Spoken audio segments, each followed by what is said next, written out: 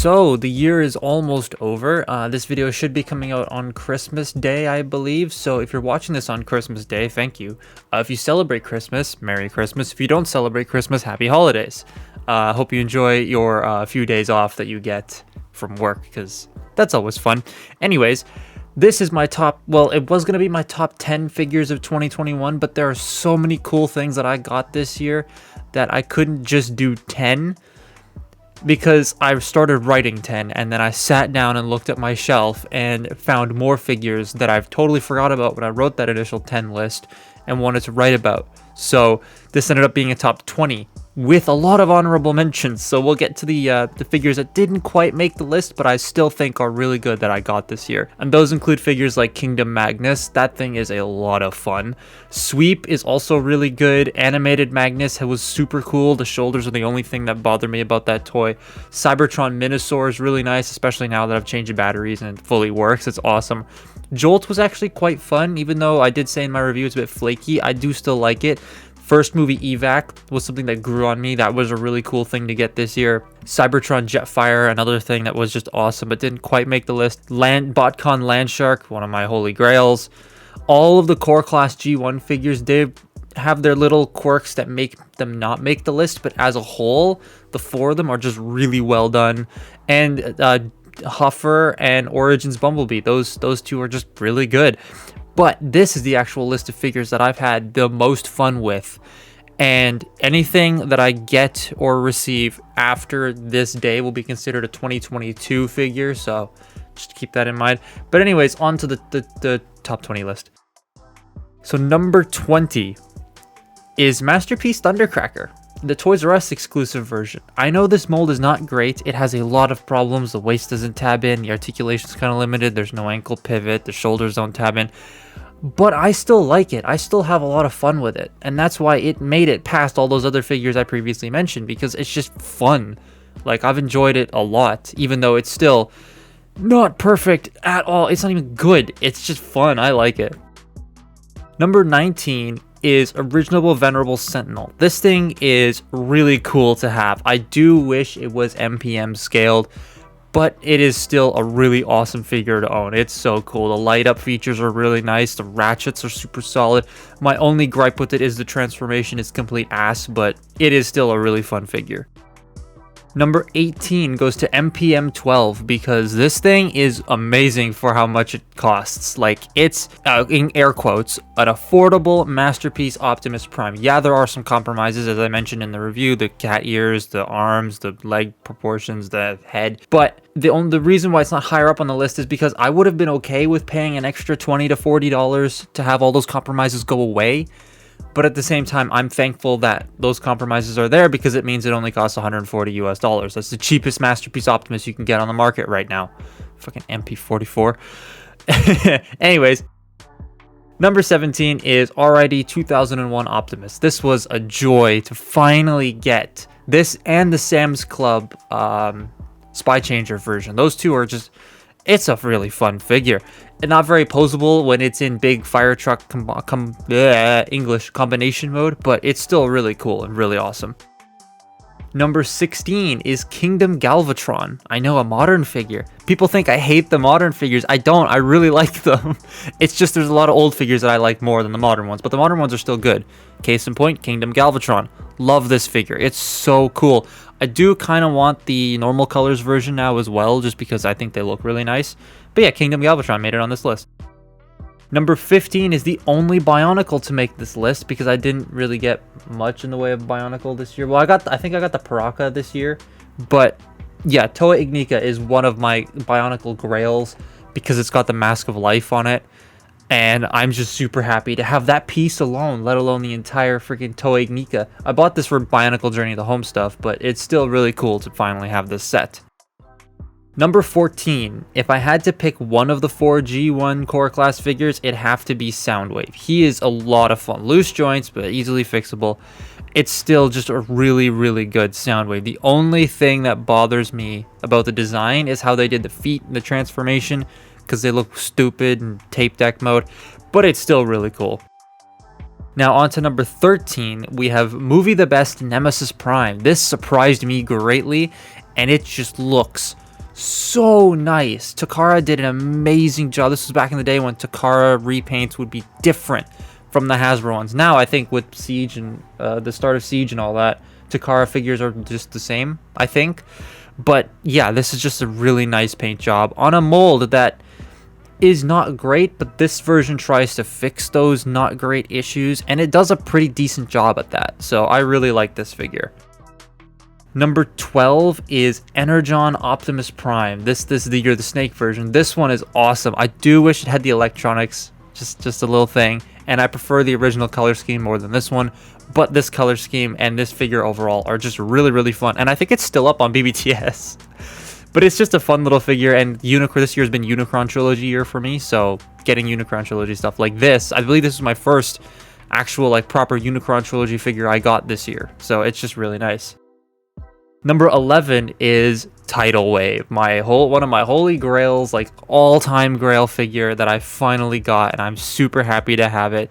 Still dusty. I've tried a lot of the methods that I know and the methods you guys have suggested, and it is still covered in dust. So hopefully I can get I want to try and find like a really, really firm toothbrush, because I don't have like the hard toothbrushes, and try to like scrub it off somehow, but that's my next step into getting the dust off. But it is still really nice. Now we're into the top 10. So number 10, we're going to start off with Kingdom Rodimus. This surprised the hell out of me in how good it was. This is my first Commander class figure. Yes, it is 120 Canadian dollars, which is still a little too expensive for what you get. I only paid, I think, 30 for it, so because gift cards and points. So I did completely justifiable price for me. And if you can get it for cheap, I definitely recommend getting it, because the engineering on it is masterpiece level, but it's solid enough to be fun to transform. It's super nice. Number 9 is another grail, Energon Galvatron. This thing is really cool. Again, missing the tank, but I knew that going into buying it, so that's completely fine. Doesn't bother me at all. It is still a really, really fun figure. The only issue I have with it are the arms during transformation don't sit in their little cubbies very well, because of the way the ratchets work. It's weird. But number 8 is New Age Magnus. We're getting into the true third-party legend scale stuff. New Age Magnus. This thing is so cool. It baffles me that they're able to get a masterpiece style transformer this small and be more solid than MP44, who is $500. Like, it's nuts, and I love it. The only issues I have are the side hip panels like to fall off, and the knees are a little loose in combine mode, but I will be making a full video on this at some point, so you'll hear about all that when I make that video. Number 7 goes to Masterpiece Skids, because this feels like a return back to what Masterpiece was before, with Prowl and Sideswipe and MP10, where you have a really accurate vehicle mode, but a mostly accurate to the cartoon robot mode. Like, I'm not the person who cares for that super hyper realistic toon accuracy, because the cartoon was never accurate to itself.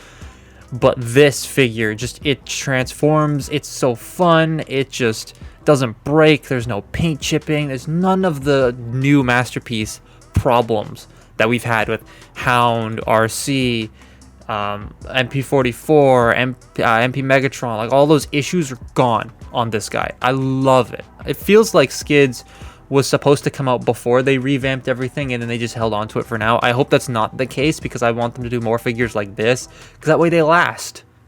I want my figures to last if I'm spending this much. Number 6 goes to Fans Hobby Naval Commander, aka what the hell? Armada Optimus Prime. How did I forget that? Again, Unicron Trilogy year, and this figure is amazing. Like, there are a couple of issues with like the plastic tolerances, but they are re-releasing it again next year, and it has every single fix applied to it. So if you do plan on buying one of these, now is probably the best time, because they have all the repairs done to the toy, and then if you break it even more, they'll just send you new parts if you contact them on Facebook. It's amazing. So not only is the figure great, but the customer service as well makes me like this figure even more, because I know if I break it, I can just talk to them and they'll send me pieces. It's amazing. I love it. Number 5. Now we're into the top 5.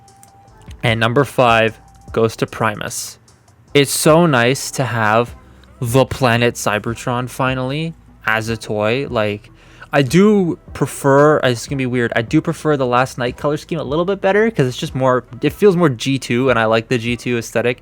So I do want to get that, and the Takara one just looks amazing because it's like actual gray and nice deep blue. But this figure is a lot of fun. It's huge, it's heavy, it's about commander class size. It's really, really cool. Number 4, and you might be surprised this is not any higher up on the list, is Unique Toys Nero.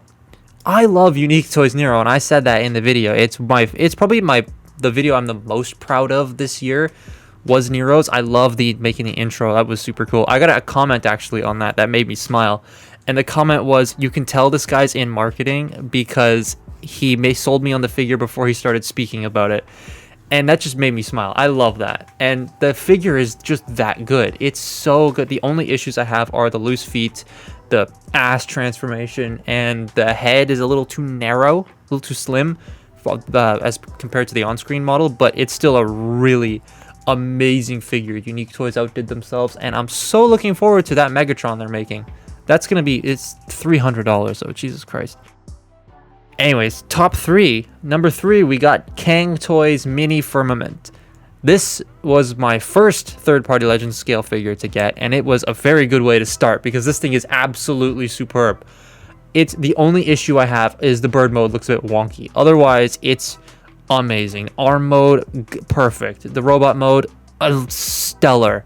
The alt mode, but it's still, and it's very solid for, like, Kang Toys is fairly new to the game. So this figure just being that good, I can't wait for the rest of them to come out, and I can't wait for those Dinobots. They look so cool. Now, before we get into the top 2, I got a couple more honorable mentions I want to get out of the way. Figures that I got that I've just had a lot of fun with, but didn't quite make the list. Starting with Cybertron Sideways or Galaxy Force Noise Maze, depending on which version you have. This thing is great. Plus, Sideways as a character is just cool. We got Dark of the Moon Bumblebee. This mold is my favorite Bumblebee mold to date. And, well, favorite Camaro Bumblebee mold. My favorite Bumblebee mold is Jeep Bee, but Jeep Bee still has a couple of issues that didn't quite make him on this list. And then MP Prowl and Road Rage. They have their own little quirks that made them not make this list. Like, Road Rage's weird feet and, like, hollowness and wibbliness, I should say. Prowl's a little wibbly, and, like, mine came with a lot of loose joints that I had to fix right out of the box. So, that is a bit annoying, but still great figures. But on to number 2. Yeah, what beat this? Number 2 is Gravity Builder. Well, this is the Jinbao version, I should clarify. And I will still reiterate, please do not get the NBK version. I've had a bunch of people on Discord tell me that the NBK version that they bought broke or had issues or was flaky or loose, like, as soon as they got it. This one has a couple of loose joints, but they're easy to fix, and I fixed them. And now the figure's amazing. I definitely recommend, if you can still get this on Sir Toys, definitely get it, because it was like $130 or something like that for this entire set. That is well worth the price of admission. It is a very good figure, and it is huge. I would have put Warbitron on this list, but Warbitron I do not have anymore. I sold him. I sold him because I will be getting Black Zarak, and Black Zarak is huge, and so is Gravity Builder, and so is Warbitron, and I only have space for 2. So I decided to pass off Warbitron to somebody else. If you're watching this, by the way, I hope you and your kids enjoy Warbitron. He sent me a message saying that his kids are excited for it, so I hope they enjoy it. But number 1...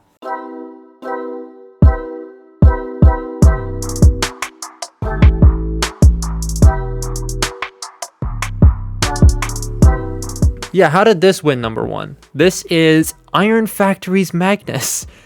Now, if you hear the word Iron Factory, most of the time your mind goes straight to Legend Scale. And while this is Legend Scale, it's the size of a Voyager, a modern Voyager. And it is the most posable figure I've got this year. It is Optus Pexus level of posing. On something this chunky, like, it baffles me how New Age was able to pull that off, but they pulled it off so damn well, and you can still fit Minimus Ambus on the inside. Honestly, I don't even have to talk about this anymore. Buy one of these. Just buy it. I wouldn't overpay for it. There were a bunch that were a little bit too expensive at TFCon, but this one was cheaper, so I got it.